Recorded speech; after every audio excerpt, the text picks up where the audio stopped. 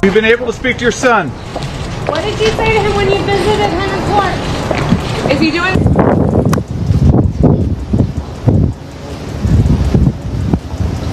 How are you feeling today? Diddy and his son, Christian King Combs, have found themselves under intense public scrutiny as serious allegations spark a wave of legal drama, casting a dark shadow over their reputations and raising unsettling questions about their conduct. At 5, music mogul Sean Diddy Combs back inside a federal courtroom here in New York. All right, a trial date's now been set for May 5th of next year. Lisa Evers live in Lower Manhattan with the very latest today. Lisa. Well, Steve and Natasha, this was Sean Diddy Combs' third time in the courthouse you see right behind me, his first time before a new judge. They did handle these calendar matters and also set that May 5th, 2025 date for the trial to begin. But what was most striking was that his mother, Janice Combs, who's been with him his whole life, flew up from Florida to be with him, as did most of his children, in a show of support. Sean Combs' son Christian, known professionally as King Combs, held his grandmother's hand as they left the courthouse with his other siblings. We want to hear from you. Anything you want to say at this point. Judge Arun Subramanian acknowledged that his mother Janice Combs came from Florida for her son and that his kids also traveled to be in the same courtroom with him. Combs' attorney Anthony Rico sat by his side throughout the proceeding. He's handling the appeal of his bail denial, which is a separate case in the appeals court. He's making an adjustment. He had his family here today to support him. We really want to put an end to all of the clowning that we see on the internet. This is a serious proceeding with serious consequences. The judge set a trial date of May 5th, 2025. The lead federal prosecutor took issue with Combs' attorney Mark Agnifillo's extensive comments in a TMZ documentary, alleging the government was guilty of racial bias and targeting Combs. Agnifillo complained about government leaks to the media. The result was a mutual gag order. I made a request for the judge to issue what we call the gag order, and the judge is going to issue it on a reciprocal basis. So I'm not going to say anything that I didn't say in my papers and in court. Women's rights attorney Gloria Allred represents some of the accusers of Combs in civil cases and spoke outside the court. It's challenging because for many of them, remembering what they allege he did to them is triggering and traumatizing. Sean Diddy Combs' arrest has ignited a media firestorm, with his sex trafficking trial set to begin May 5th after a judge denied his request for a delay. Facing 5 federal charges, including racketeering and sex trafficking, Combs remains in custody after being denied bail. Complicating matters, his son, Christian King Combs, is also entangled in legal troubles, named in a lawsuit alleging sexual assault aboard a yacht chartered by his father. The outcome of these cases could have profound implications for both father and son. For now, Combs is back at MDC. He's been denied bail twice. His last hope of getting out before that May 2025 trial date beginning is for the appeals court to reverse the bail denial, and that could happen anytime within the next couple of weeks. We're live here in front of the courthouse. Let's check in with Teresa Priolo. She's been outside most of the day here. Teresa, what was it like out here? There were so many people out here, Lisa. As you know, you were out here as well. P. Diddy is an international superstar, and so you have to imagine that this is a case that is bringing people from all over the world. We've seen local media here, national media, and yes, international media too, with also a huge showing among entertainment journalists. But we also saw today a lot of citizen journalists that were out here as well. People who grew up on Diddy's music, whose albums were the soundtrack of their lives, and they told me that they feel like they needed to come down here and to just catch a glimpse of it all. Of course, we know that Diddy remains behind bars at MDC, but that's not stopping the crowds or the interest in this case. I'm studying forensic sciences, so, and my big thing is women and children, to protect women and children. So when I heard all of this going down, it was, just the hair on my back just went up. If he's doing things like this, he needs to be in jail. There's nothing. Diddy needs to go to jail if this is what he's about. So you might be wondering how the crowds that we saw out here today compared to other high-profile trials like Ghislaine Maxwell, maybe Harvey Weinstein, even Donald Trump. I can tell you, at least from what I saw out here today, this is nothing like what we saw with Donald Trump. But Lisa, I would imagine that as this trial gets closer to its date of May 5th, that we might be seeing some of the crowds like we saw with Ghislaine Maxwell, people lining up really early in the morning, getting their tickets, trying to get inside. No, Teresa, definitely. This is very early in the whole process. I mean, they just set the trial date today of May 25th, and I think it's going to draw more and more more people as we go forward. In fact, the next court date here is December 18th. That will be for the next status conference. But there's a lot of other issues that they have to consider as well in terms of the evidence. The judge gave them until December 31st to deal with all the discovery of the evidence. That means both sides have to have the access to all of the evidence that they have, which is many dozens of terabytes from more than 90 telephones and electronic devices they confiscated during those raids. And then the other thing that was significant about today too, Teresa, was that the prosecutor said in no uncertain terms and quite emphatically, because everything else was, she was very even-tempered, she said, make no mistake about it, this investigation is still ongoing and we expect to have a superseding indictment, meaning more charges against Diddy. That's the latest here from federal court. Back to you in the... At the heart of this explosive legal battle is 25-year-old Grace Omar, who has filed a civil lawsuit against Christian King Combs, accusing him of brutal assault, allegations that have only intensified the storm surrounding the Combs family.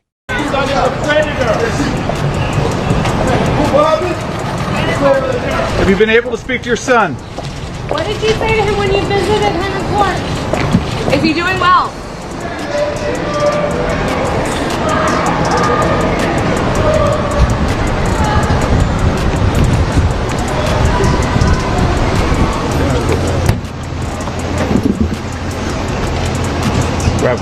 You guys have any comment going into court? How's your father doing? How's he doing? Okay. All right, you got everything. How's your father doing? Okay. Anything you want to say to the press while we're going inside? No. What do you want the girls to know about? How's he doing? How's your father doing right now? Have you spoken to your father? Any messages? What do you want to say about your father? Christian, have you spoken to your father?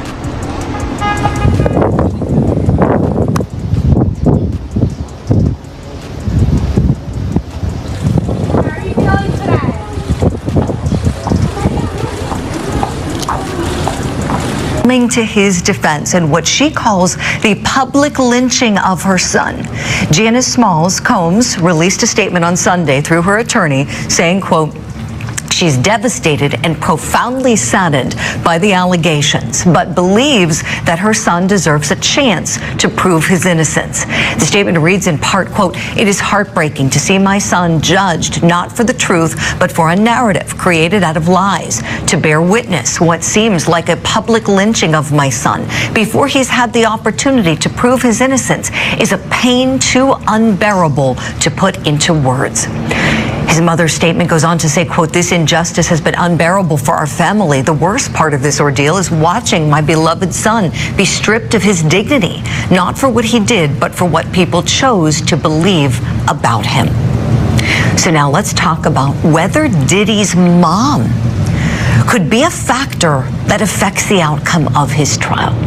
Let's bring in our power panel. It is Ladies Morning today. Talk about beauty and brains on the program. Here we have it. Still with us, former homicide prosecutor Melba Pearson, domestic violence expert, former law enforcement officer Claudia King, and entertainment commentator Holland Reed. Okay, let's begin just talking about mom. I think we all feel for his mom, right? Mom has nothing to do with any of these allegations, and reading these statements, you feel for her, don't you, right? And could she affect this case or what people think about the case? Holland Reed, I'd love to start with you, please, on the sentiment that the entertainment industry is feeling after hearing mom speaking out. I'm a mother. I have a 23-year-old grown man at home, and I love him dearly, and I would protect him at all costs. Unfortunately, this statement reads like a book of excuses for her son. She should have, I think, left this to the defense. This is so much bigger than the instinctive, intuitive nature of protecting your child. It's so much bigger than that, and her statement, it seems to be corroborating. Omar K. claims the assault took place in 2022 while she was working on a yacht, and her April-filed lawsuit has poured fuel on the fires surrounding the Combs family, especially with new accusations surfacing against Diddy at the same time, amplifying the public backlash. liar and has been. Yes, we all make mistakes. Yes, we want to protect our children when they don't do the right thing or go down the wrong path. But I would also say, hey, mom, maybe watch the video, look at the allegations and really read them through. This is not just a mom trying to protect her son. She's trying to honestly paint a new narrative, which I don't think is going to help him in the end. Holland, appreciate that. Claudia King, let me go to you next, please. What do you think about mom? Is mom at all valuable to investigators here as any kind of witness? Do you think there's any need to talk to her? Curious your thoughts on that. I think they'll probably talk to her, but I honestly don't think there's going to be a lot of value in that for the reasons that Holland just pointed out.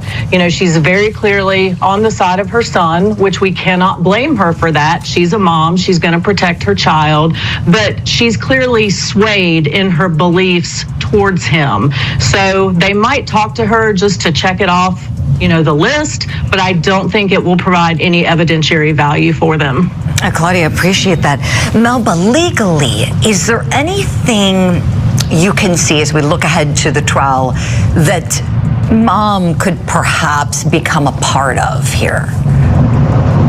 Well, certainly I expect that she will be present in trial each and every single day, sitting in the front row, likely with Diddy's kids and any other family members, just to again show that. Just days ago, 54-year-old Diddy was arrested in New York, further igniting the chaos surrounding him.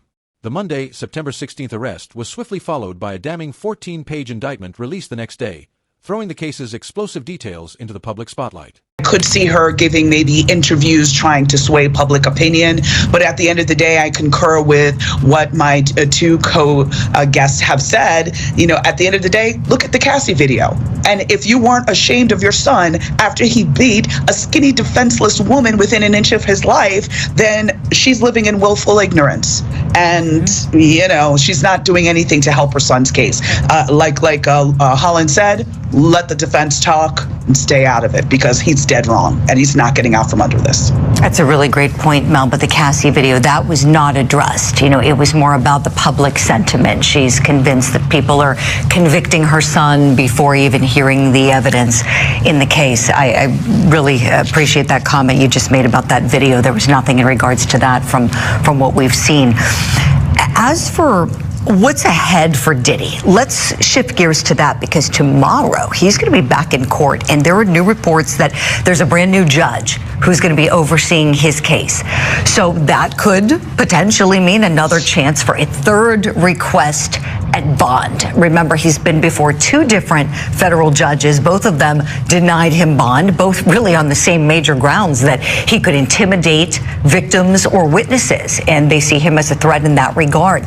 So when he's due back in court tomorrow, let's talk a little bit about what we can expect. We don't have a trial date yet. What can we expect when he comes to court? Do you think we will see a request for a bond reduction or modification? Melba Pearson, let me go to you first on this, please. Legally, what do you think we're going to see?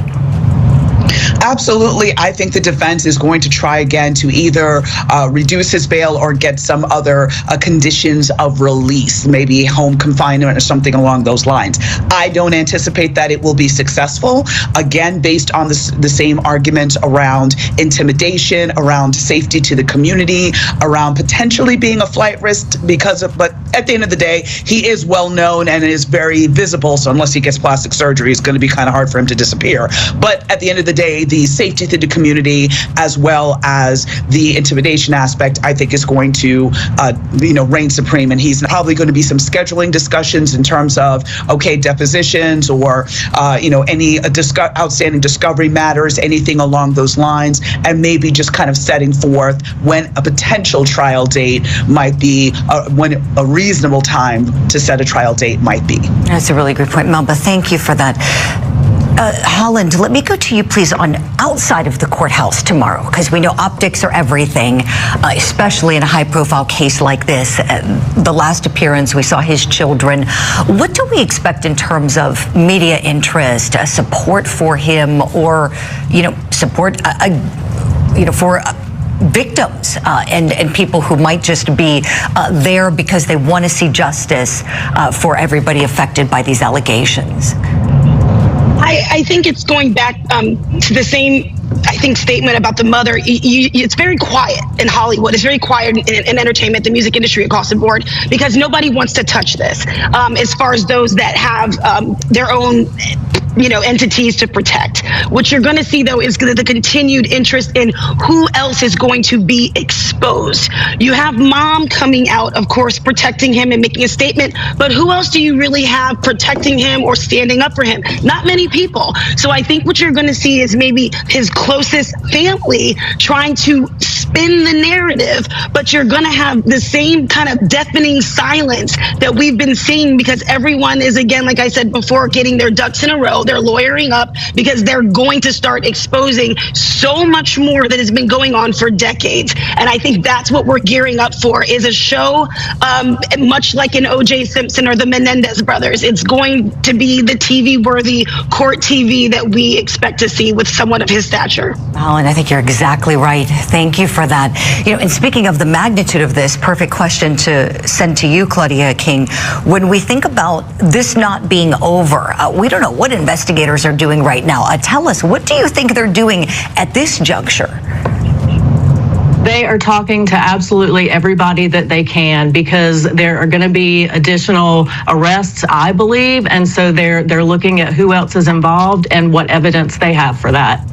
Really appreciate it. Great insight from you all. Claudia, I know you're able to stick around with us. I have to say goodbye and a big thank you to Melba Pearson and Holland Reed. We'll see you ladies. The indictment hits hard, accusing Diddy of a pattern of abuse ranging from threats and coercion to trafficking.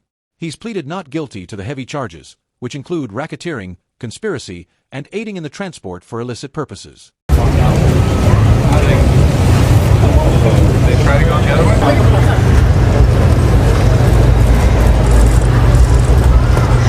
King, how you doing this morning?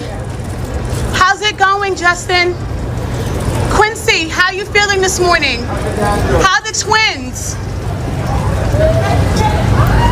And Sean Diddy Combs' kids are speaking out for the first time since the music mogul was taken into custody. 4 of his 7 children released a statement on Instagram saying they want to clear up false rumors about their mother.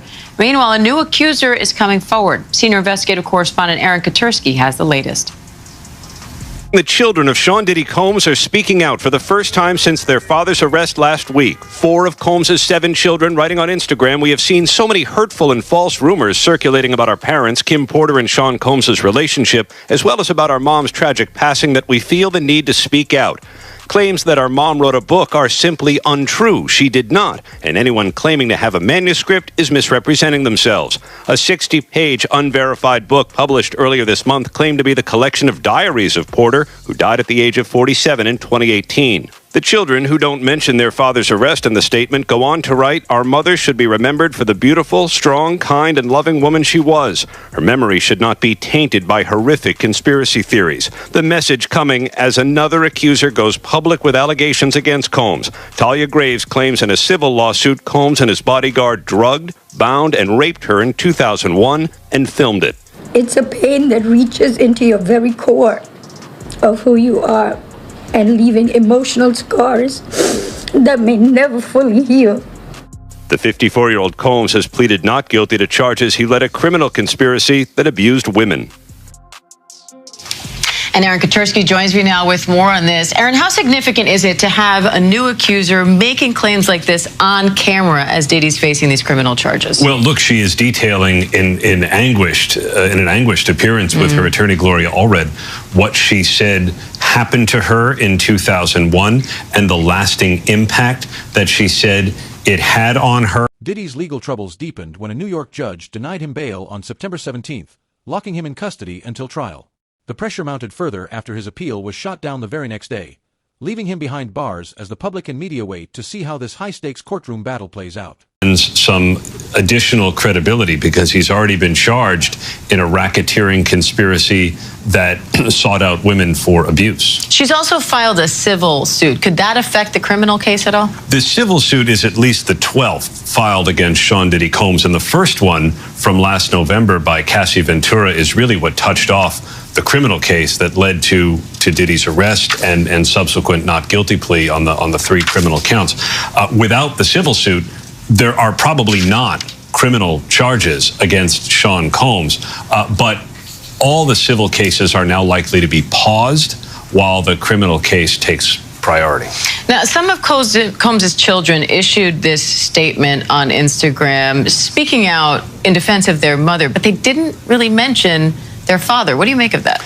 It was an interesting statement coming a little more than a week after Combs' arrest here in New York.